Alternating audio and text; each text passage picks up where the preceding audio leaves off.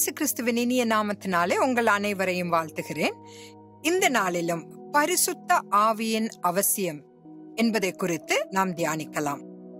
ஆதியாகமம் 3வது அதிகாரம் 1வது வசனத்தை நான் உங்களுக்காக வாசிக்கிறேன். தேவனாகிய கர்த்தர் உண்டாக்கின சகல காட்டு ஜீவன்களை பார்க்கிலும் சர்ப்பமானது தந்திரமுள்ளதாயிருந்தது. அது ஸ்திரீயை நோக்கி, நீங்கள் தோட்டத்தில் உள்ள சகல விருட்சங்களின் கனியையும் புசிக்க வேண்டாம் என்று தேவன் சொன்னது உண்டோ என்றது. இந்த கேள்வி கேட்கப்பட்ட போது அவன் ஏவாளின் மனதில் ஒரு சந்தேகத்தை ஏற்படுத்த விரும்பினான். ஆனால் நாம் அறிய வேண்டிய பொதுவான விஷயம் என்னவென்றால், அசுத்த ஆவிகள் அல்லது வீழ்ந்து போன தூதர்கள் எப்போதும் உள்ளே நுழைவதற்கு ஒரு சரீரத்தை தேடுகிறார்கள். புதிய ஏற்பாட்டில் கல்லறைகளுக்கு இடையே சங்கிலிகளால் பிணைக்கப்பட்ட ஒரு மனிதன் வாழும் ஒரு நிகழ்வை காண்கிறோம். இயேசு அவனை சந்திக்கையில் அவனுக்குள் ஏறக்குறைய 3000க்கும் மேலான பிசாசுகள் இருப்பதாக அந்த மனிதன் பதிலளித்தான். எனவே அந்த மனிதன் இயேசுவிடம், எங்களை இந்த பன்றிகளுக்குள்ளே அனுப்பிவிடுங்கள் என்று கேட்டான். அந்த ஆவிகள் 2000 பன்றிகளுக்குள் நுழைந்தது என்று நாம் பார்க்கிறோம். பன்றிகளுக்குள் ஆவிகள் நுழைந்த போது அப்பன்றி கூட்டம் மேட்டிலிருந்து ஓடி கடலுக்குள் பாய்ந்து கடலில் மூழ்கி இறந்தன. எனவே அசுத்த ஆவிகள் எப்போதும் ஒரு மனித சரீரத்தையோ அல்லது ஏதோ ஒரு சரீரத்தை தேடுகின்றன. அதனால்தான் சிலைகளையோ உருவங்களையோ கல்லாலோ மரத்தாலோ பொன்னாலோ எதையும் செய்யக்கூடாது என்ற கட்டளையை கர்த்தர் கொடுத்தார். ஏனெனில் இந்த ஆவிகள் உண்மையில் உள்ளே நுழைந்து கர்த்தருக்கு வழங்கப்படும் கனத்தை எடுத்துக்கொள்ள முடியும். ஆகவேதான் ஒரு விக்கிரகத்தை கூட உண்டாக்க கூடாது என்று 10 கட்டளைகளில் தெளிவாக கட்டளையிடப்பட்டிருக்கிறது. சூனியம் வைப்பவர்கள் இந்த அசுத்த ஆவிகளை பிடித்து ஒரு குப்பியில் அடைத்து அத்தீய சக்திகளை பயன்படுத்தி தங்களுடைய அனைத்து வேலைகளையும் செய்து முடிப்பார்கள். அவர்களுக்காக அவைகள் பொருள்களையும் கொண்டு வருகின்றன, எதிரிகளுக்கு தீங்கும் செய்கின்றன. இதைத்தான் நாம் பிளாக் மேஜிக், ஒயிட் மேஜிக் என்று அழைக்கிறோம். மற்றவர்களுக்கு தீங்கு செய்யும் போது அது பிளாக் மேஜிக், உங்களை பாதுகாத்துக் கொள்ள முயற்சிக்கும் போது அது ஒயிட் மேஜிக்.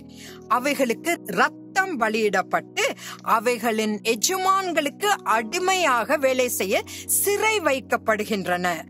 ஆனால் பரிசுத்த ஆவியை இவ்வாறு நாம் பயன்படுத்த முடியாது. சிம்சோனின் முடியில் பரிசுத்த ஆவி இருந்தது என்றும், மோசேயின் கோலில் பரிசுத்த ஆவி இருந்தது என்றும், தாவீதின் கவனில் பரிசுத்த ஆவி இருந்தது என்றும் தவறான பிரசங்கம் இன்று உலகில் போதிக்கப்படுகிறது. தேவன் மிக பெரியவர், அவரை நம்மால் அடக்கி வைக்கவே முடியாது. இது ஏசாயா 66வது அதிகாரம் 1வது 2வது வசனங்களில் கூறப்பட்டுள்ளன. கர்த்தர் சொல்லுகிறது என்னவென்றால், வானம் எனக்கு சிங்காசனம், பூமி எனக்கு பாதப்படி. அதனால் கர்த்தரை ஒரு கட்டிடத்திற்குள் கூட கொண்டு வர முடியாது. ஆனால் கர்த்தர் தான் உருவாக்கிய ஆலயத்தில் வசிக்க தயாராக இருக்கிறார். அதாவது மனிதர்களாகிய நீங்களும் நானும். அவர் நமக்குள் வந்து குடியிருக்க அவர் அழைக்கப்பட வேண்டும். இதற்கு கொடுக்கப்பட்டுள்ள ஒரே நிபந்தனை அப்போஸ்தலர் 5வது அதிகாரம் 32வது வசனத்தில் நாம் பார்க்கலாம்.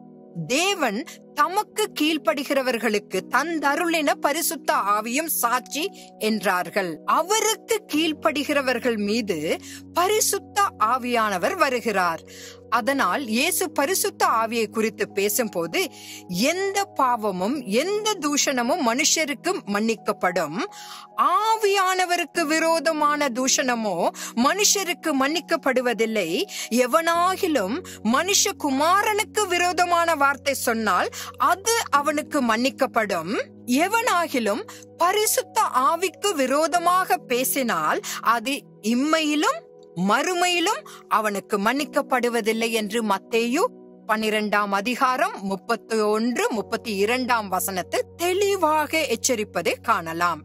எனவே நாம் பரிசுத்த ஆவியை பெறும் வரை இந்த வாழ்க்கையை கர்த்தர் விரும்பும் வழியில் வாழ முடியாது என்று கூறி முடிக்கிறேன். பரிசுத்த ஆவியானவருக்கு கீழ்ப்படிய மனமுள்ள மக்கள் மீது மட்டுமே அவர் வர முடியும்.